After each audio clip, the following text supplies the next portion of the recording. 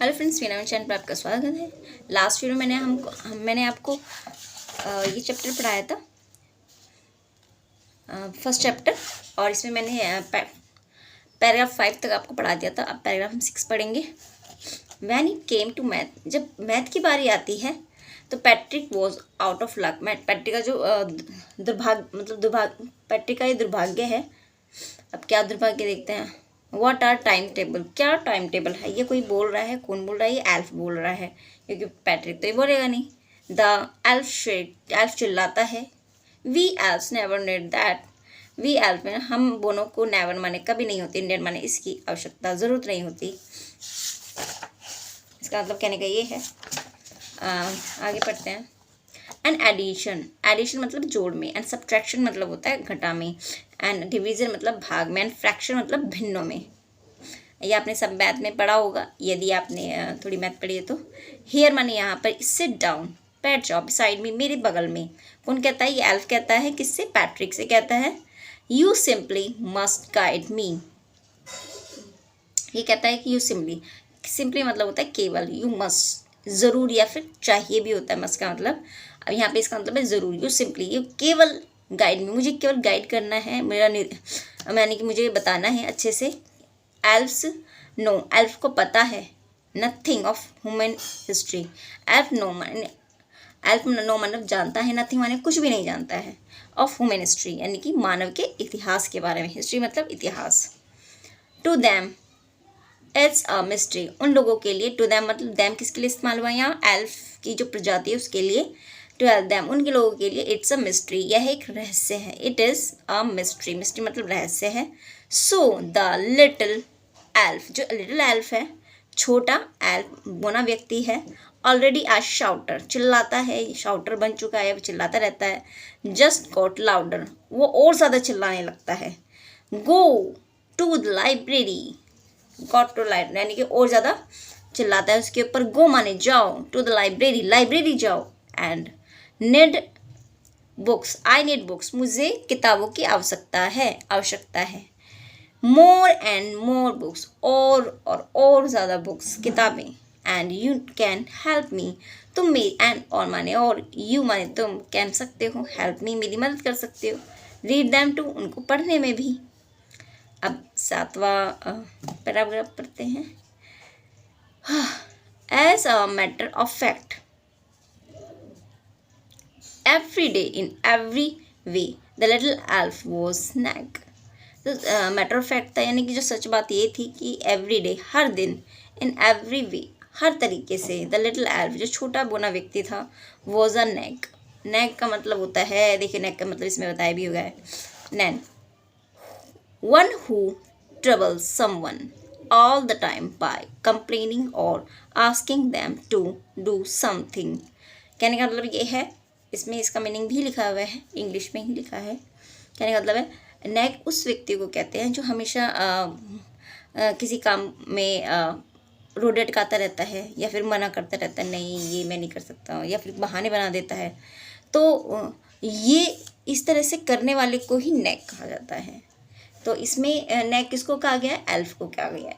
Every day in every way, हर तरीके से। द लिटिल एल्फ जो क्या होता है? वॉज अ नैग, यानी कि नानुकुर करता था, नैग बन चुका था। पैट्रिक वॉज वर्किंग, पैट्रिक क्या कर रहा था? काम कर रहा था, harder. Patrick was working harder than ever, हमेशा की तरह। Sorry Patrick was working harder मतलब हार्ड मतलब और ज़्यादा कठिन कार्य करने लगा। देन एवर, हमेशा की तुलना में वो ज़्यादा मेहनत से कार्य कर रहा था, अपना होमवर्क कर रहा था। And was it a drag, क्या वो ड्रैग था? अब ड्रैग का मीनिंग क्या होता है देखते फ्रेंड्स, इसमें दिया भी हुआ है ड्रैग का meaning. In information, informal word है, यानी ये किस चीज़ को इन्फॉर्म कर रहा है। इन्फॉर्मल वर्ड वो होता है जो किसी चीज़ के बारे में बताता है। Something dull and uninteresting, drag माने खींचना भी होता है अपनी तरफ। वैसे समथिंग डल माने कुछ की कोई बेकार है, अनइंटरेस्टिंग है, अरुचिकर है, यानी कि उसको देखने का भी मन नहीं करता है, तो उसको ड्रैग बोला जाता है। तो यहाँ पे Patrick was working harder than ever. What was it a drag, क्या वो मतलब अरुचिकर था? ये राइटर बोल रहा है। He was staying up night, he was staying up night, मतलब ठहरा रहता था अप नाइट, रात तक। कहने का मतलब ये है इस लाइन का, वो देर रात तक पढ़ाई करता रहता था।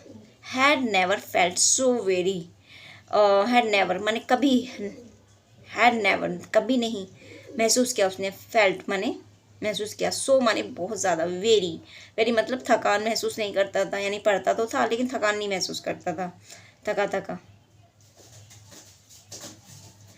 वॉज गोइंग टू स्कूल, जाया करता था, जा रहा था school. Going to school with his eyes puffed and bleary, puffed मतलब होता है फूली हुई, अब ब्लेरी माने होता है मतलब धुंधली, अस्पष्ट, या फिर तो जो उसकी आंखें थी, अब वो रात तक पड़ेगा तो क्या होगा, आंखें धुंधली होने लगती हैं, आंखें थोड़ी थकी थकी सी या सूजी सूजी सी महसूस होती हैं सामने वाले की, जब हम देर रात तक कुछ भी काम करते हैं या फिर सो नहीं पाते हैं तो उसकी आंखें उसी तरह दिखती थी स्कूल में। फाइनली आखिरकार या अंततः, द लास्ट डे आखिर का जो दिन होता है वो स्कूल का, अराइव्ड आ पहुंचा या फिर पहुंच गया, and the elf was free, elf free हो गया टू गो जाने के लिए, एज फॉर होमवर्क, और जहाँ तक होमवर्क की बात है, एज फॉर होमवर्क के लिए, देर वॉज नो मोर, जो देर वॉज नो, वहाँ पे कोई होमवर्क नहीं बचा था, देर वॉज नो मोर मतलब वहाँ पे और नहीं था, नो मोर मतलब और नहीं था, नो माने नहीं, मोर माने अधिक। सो इसीलिए he quietly and slyly slipped and out the back door, so इसीलिए ही माने उसने, क्वाइटली चुपचाप, स्लाइली रहस्यमय तरीके से, यानी कि स्लिप्ड फिसल गया, स्लिप्ड का मतलब निकल गया है, यहाँ पे फिसलना होता है, स्लाइड क्या फिसलने की, स्लिप माने होता है फिसलना, लेकिन इसका मतलब ये वो चुपके से निकल गया, आउट माने बाहर, द बैक डोर पीछे के दरवाजे से। अब आगे का पढ़ते हैं। Note, Patrick got his A grade, यानी पैट्रिक ने अपना कौन सा ग्रेड पाया, ए ग्रेड पाया। हिज क्लासमेट वॉज अमेज्ड, इसके जो क्लासमेट थे यानी कि सहपाठी थे, वर अमेज्ड यानी कि आश्चर्य, मतलब आश्चर्यचकित हो गए, हैरान रह गए। हिज टीचर स्माइल्ड, उसके जो टीचर स्माइल कर रहे थे, खुश थे यानी कि, and were full of praise, मैंने फुल माने फुल ऑफ प्रेज मतलब बहुत उसकी तारीफ करी, फुल का मतलब पूरा होता है, बराबर भी होता है, और प्रेज का मतलब होता है तारीफ करना, तो कहने का मतलब है उसकी टीचर्स ने बहुत तारीफ की। एंड हिज पेरेंट्स, और जो उसके पेरेंट्स थे, दे वंडर, वो भी आश्चर्यचकित थे, वो हैरान थे। व्हाट हैड हैपन, ये क्या हुआ, देखो वंडर का मतलब भी हैरान रहना था, अमेज्ड का मतलब भी हैरान रहना ही होता है, दोनों का सेम मीनिंग है। दे वंडर व्हाट हैड हैपन, ये क्या हुआ, टू पैट्रिक, पैट्रिक को।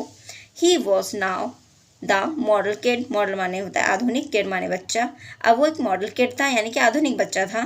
क्लीन हिज रूम, उसने अपना कमरा साफ किया। डिड हिज चॉर्स, अपने काम किए, कौन से काम किए, स्कूल घर के सभी कार्य किए जो डेली में करते हैं।